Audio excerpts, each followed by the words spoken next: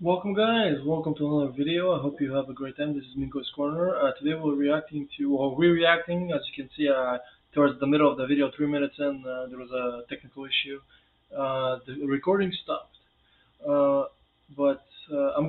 I know that the first 2 minutes of the video, I'm sorry about that, but I haven't watched the rest. Now today what we're doing is we're reacting to the Conquest of India, which is very interesting. And I didn't know that much about it.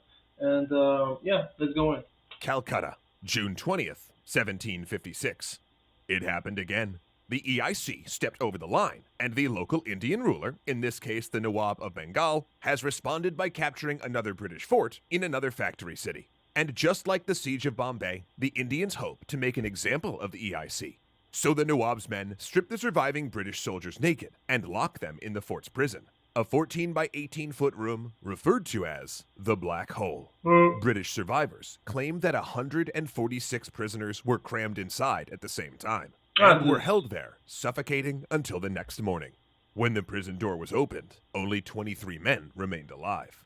Given the EIC's history in India, the story of the Black Hole of Calcutta is a familiar disaster. Yet what makes this instance different was the British response, a response that would fundamentally alter the power in the subcontinent and send the Mughal Empire down the long road to ruin.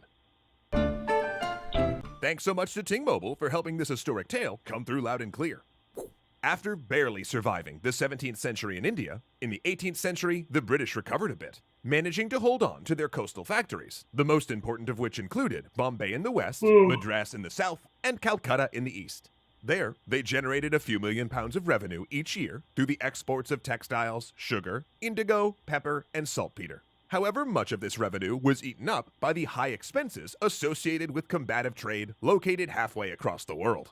So to compete with the VOC and other European trading companies, the EIC began to adopt a militarized corporate structure and built a fleet of East Indiamen sailing ships that combined speed, storage, and heavy armaments.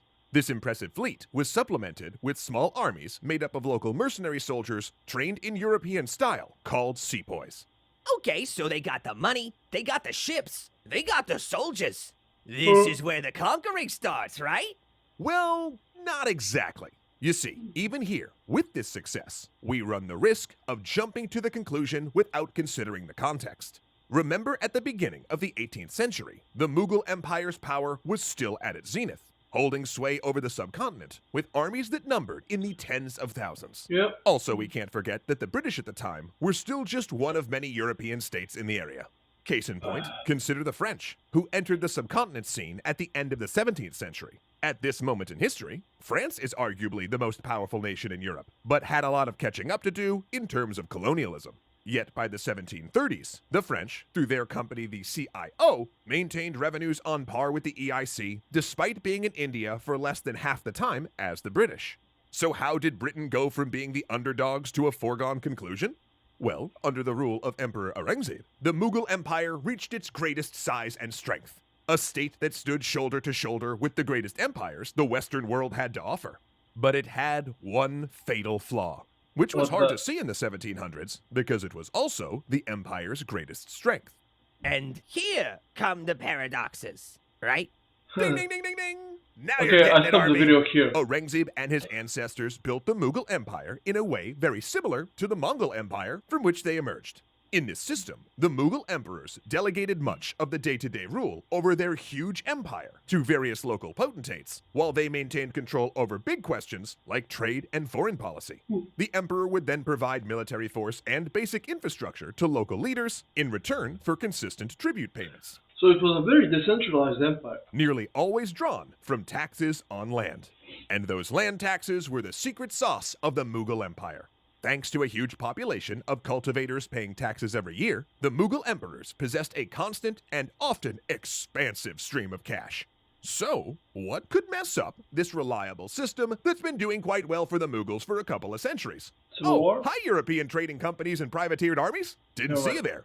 These new corporate armies weren't interested in taking on the Mughal Empire. It was just too big and strong. Their main purpose was to protect European factories from other Europeans. But when they weren't busy fighting folks from their neck of the woods, these corporate armies were often rented out as fighting forces to local Indian leaders to make some extra coin. And these Okay. corporate sepoy armies offered a lot of advantages for local potentates. They were stationed close to their fiefdoms, made up of local troops that knew the land, and could be used without having to ask for help from the Mughal emperor. I mean, why travel all the way to the Mughal brick and mortar mercenary store when you could use EIC Prime with 2-day Soldier of Fortune free shipping? What could go wrong? Now, the Mughal Empire might have been okay with this situation had they maintained their strength at a continental level. However, in 1707, Emperor Aurangzeb died and was replaced by a successive chain of ineffective leaders. This period led to a series of small wars between Yeah. rival local rulers that in centuries past would have been snuffed early by a strong Mughal emperor re-establishing order. But that didn't happen in the early 18th century. And gradually, over a period that went on decades, local leaders began only paying lip service to the emperor while they formalized their own independent rule. A rule that was built upon European-trained mercenary So armies. he basically became the emperor like in Japan. He was just a figure. The 1740s, it was clear that this situation would eventually spell doom for the Mughal Empire. But Yeah. what was funny was that the European companies that were indirectly involved in this destabilization of the Mughal state weren't completely aware of their newfound power. Because from the perspective of the Dutch, the French, and the English, the main enemy was still each other. Yeah. In fact, the thought of taking over for the Mughals only occurred by happenstance in Bengal. By the mid-18th century, Bengal had become the most important region in the subcontinent for the EIC, because Why? it made up 75% of all of the EIC's exports and possessed abundant natural resources, a huge labor market, and a sophisticated merchant class. Consequentially, the British were incredibly eager to protect this golden goose, and they did so by building up their military forces and defenses in the region. The purpose of this military buildup was to protect the region for the EIC from the French. But in 1756, the Nawab of Bengal, Suraj-ud-Dowlah, objected to this because it risked war between two foreign armies in his homeland.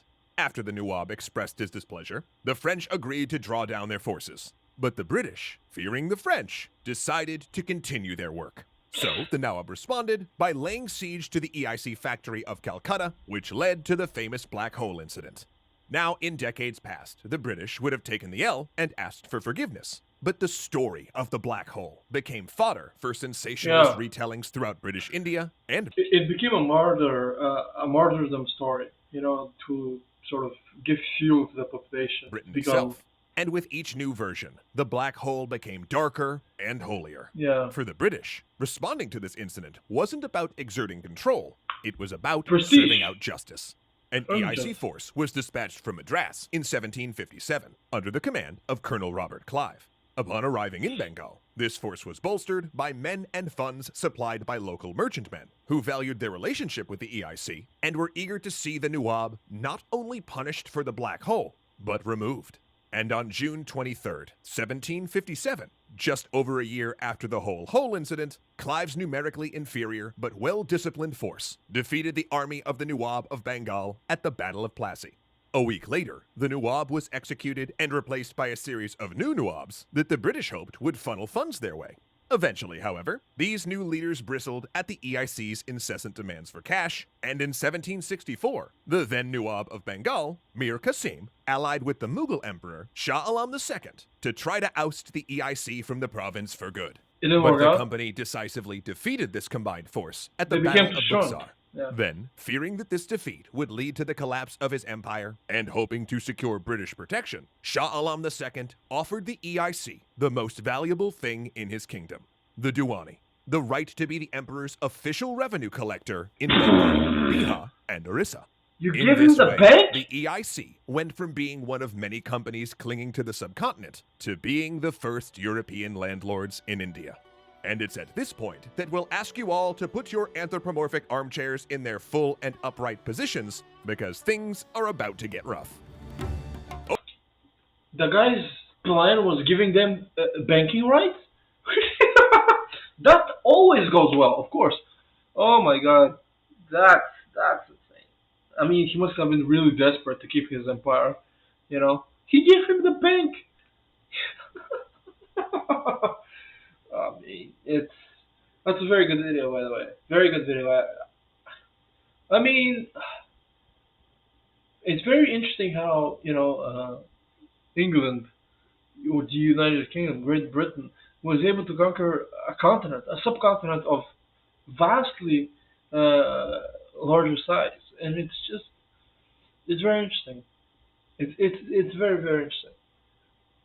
The problem is those videos are too short, like 10 minutes. And just when I'm getting in the mood, or I'm getting really interested, and then he's like, okay, next time we're getting to the British Raj, or the Great Raj. Anywho, I hope you enjoyed this video. Give a like, subscribe, and I'll see you guys in the next one. See ya.